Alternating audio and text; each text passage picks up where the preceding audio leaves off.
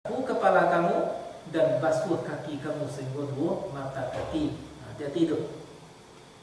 Nah, jadi tidak boleh kita pakai sembarang air, tidak boleh kita berwuduk tadi itu tinggal seketik jua dan anggota wuduk seperti itu tidak boleh tinggal. Nah, dan untuk nak jam tinggal disunatkan menigo-nigo kalikan. Ya. Nah, dan kemudian menyapu telinga itu termasuk itu menyapu kepala. Nah, sunat itu hukumnya. Menyapu telinga, hukum dan lain sebagainya itu banyak tuh sunat-sunatnya wuduk tadi.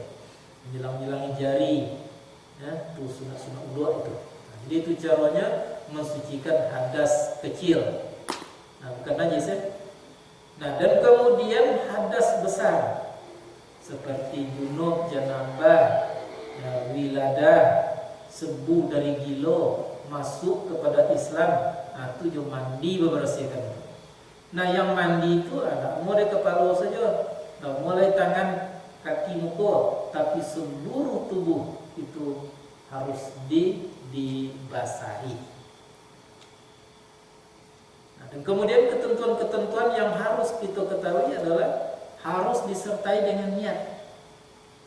Kalau mensucikan badan tadi dari najis dan tampak kotorannya, nah itu kalau orang dulu dia ada duanya dia nawaitu sitinja'a minal bauli minal waiti dan seterusnya. Tapi sebetulnya dan niat itu tak baca. Kita tahu maksud itu mensucikan benda-benda najis yang ada di badan kita. Nah, kalau baulu artinya berdua dulu. Nawaitul rafa'al hadasi. Mencampur duanya tuh sebetulnya tak ada duanya. Cuman ada di situ la wudu illa bi bismillah. Tidak ada wudu kecuali dengan bismillah. Bukan bismillahirrahmanirrahim, tapi bismillah. Jadi kalau wudu tadi baca bismillah. Atau sampai terakhirnya tentu lebih lancar. Nah, itu caranya. Jadi mandi kalau ada sepeda. Berarti lah di sepura itu.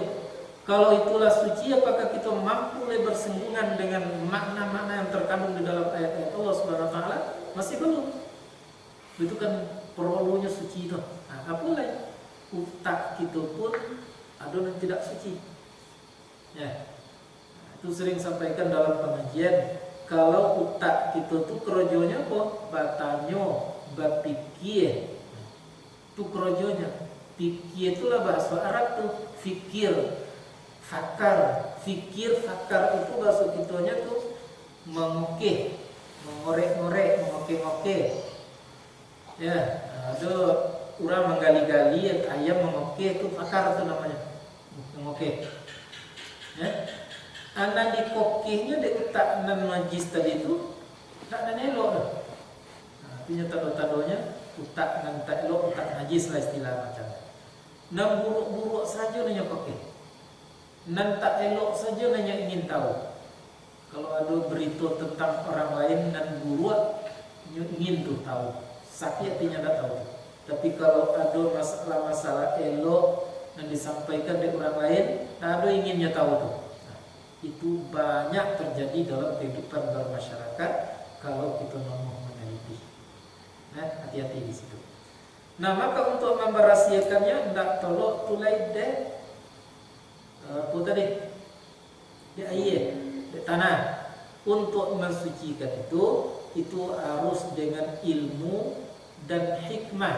Nah, dua kan? Ilmu, hikmah. Ilmu saja tidak bisa. Hikmah saja mustahil. Nah, mungkin ada hikmah kalau tidak ada ilmu. Jadi ilmu dan hikmah. Maka untuk itulah kita setiap yang kita ilmui, kita harus teliti lebih dalam supaya dapat kita keputusan kesimpulannya. Kesimpulan itulah yang dikatakan hikmah. Nah, jadi kalau kita sebut syirik, benar syirik, rupanya nanti buatan sampai ke dina syirik. Hikmah namanya itu. Nah, jadi selagi kita mau menuntut ilmu pengetahuan, apa yang kita ketahui lalu kita dapat memahaminya, menghikmainya, maka itulah yang akan mensucikan pikiran kita.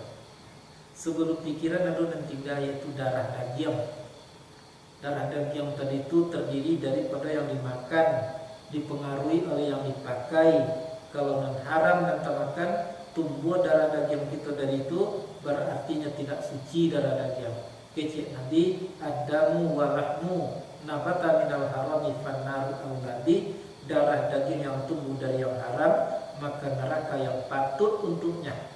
Yang patut itu maksudnya keinginannya, kemauannya tetap kepada yang tidak baik. Kok badannya, kok dagingnya tadi, darahnya itu yang berkemauan kepada yang tidak baik, malih dan lain sebagainya terhadap agama Allah Subhanahu wa taala. Ada tiga ya. Satu kesucian badan, kedua kesucian darah daging, walaupun tadi sampainya, dan ketiga kesucian pemikiran. Juga disucikan darah daging tak bisa dengan air, tak bisa dengan ilmu dan hikmah, tapi untuk mensucikan darah daging, wa mimma razaqnahum yunfiqun, sebahagian dari apa yang diberi rezeki kamu oleh Allah, nafkahkan di jalan Allah Subhanahu wa taala. Seketik kini terbongkar tulai kejikan itu. Efeknya memberi orang lain, memberi ilmu, memberikan tenaga, berikan pemikiran, memberikan harta untuk menolong orang lain. Efeknya memang luar biasa, balik kepada diri, balik kebaikannya. Nah, kemudian yang keempatnya yang harus disucikan itu adalah hati. Jadi rupanya hati itu ada puluh dan tidak baik. Ya, hati tadilah hati yang ragu-ragu terhadap Allah, terhadap kebenaran Allah. Hati yang kufur, menantang, hati yang syirik, menduakan Tuhan, menggantikan Allah, dan kemudian hati yang munafik, yaitunya balik belakang, ya, antara yang lahir dengan yang batinnya. Itulah penyakit hati. Nah, jadi ragu cie tentang kebenaran Allah, tayun-tayun ni kecil Allah tu. Nah, kemudian kufur, menantang, elok jenya Allah, dak jenya Allah. Nah, buruk jenya Allah, itu dan elok jenya kita. Dan kemudian yang ketiganya musyrik dan tadi yaitunya menyekutukan Allah, dan yang keempatnya itu munafik kalau yang paling tinggi sekali pangkatnya, kedudukan dan keburukannya. Nah, jadi dari mana datangnya munafik? Dari syirik. Dari mana datangnya syirik? Dari kufur. Dari mana datangnya kufur? Dari ragu-ragu. Maka untuk tidak ragu, tidak dapat jalan lain selain daripada belajar tentang agama Allah Subhanahu wa taala. Semakin kita belajar, ya semakin kita tidak ragu, semakin berkuranglah penentangan, semakin hilanglah syirik, dan tidak mungkin akan menjadi orang-orang yang munafik. Kalau itu terdapat di dalam kehidupan orang tadi, namanya adalah orang yang mufsidun, orang berbuat binasa di permukaan bumi. Sekalipun elok menyebut, tapi menyebut binasa juga di sisi Allah. Nah, itu makanya banyak kita lihat sesuatu yang baik yang dibuat, tetapi di ujungnya terletak keburukan-keburukan yang tidak baik sama sekali. Nah, jadi bahasanya Allah, innallaha yuhibbut tawwabin wa yuhibbul mutatahhirin. Walaupun risiko yang dimaksud oleh Tuhan adalah masalah suci daripada haid, tapi kita lebih jauh membicarakannya bahwa kesucian itu banyak yang harus kita penuhi. Nah, itulah barangkali mudah-mudahan ayat yang kita baca itu akan membuat kita tersentak, yang akan membuat kita kembali kepada menjalankan undang-undang dan dinnya Allah Subhanahu wa taala, karena ad-din itu artinya adalah aturan dari Allah untuk keselamatan manusia yang dibawa oleh seorang nabi penghabisan, untuk keselamatan dunia akhirat, untuk kebahagiaan dunia dan akhirat. Mudah-mudahan tercapai di kita. Nah, lebih seperti malam kini itu adalah ya, hari, ya, kalau orang kini mengecekkan hari ulang tahun, ya, kalau dia ulang tahun dan kini itu.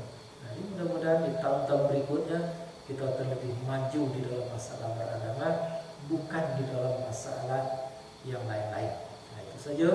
Mudah-mudahan bermanfaat. Assalamualaikum warahmatullahi wabarakatuh.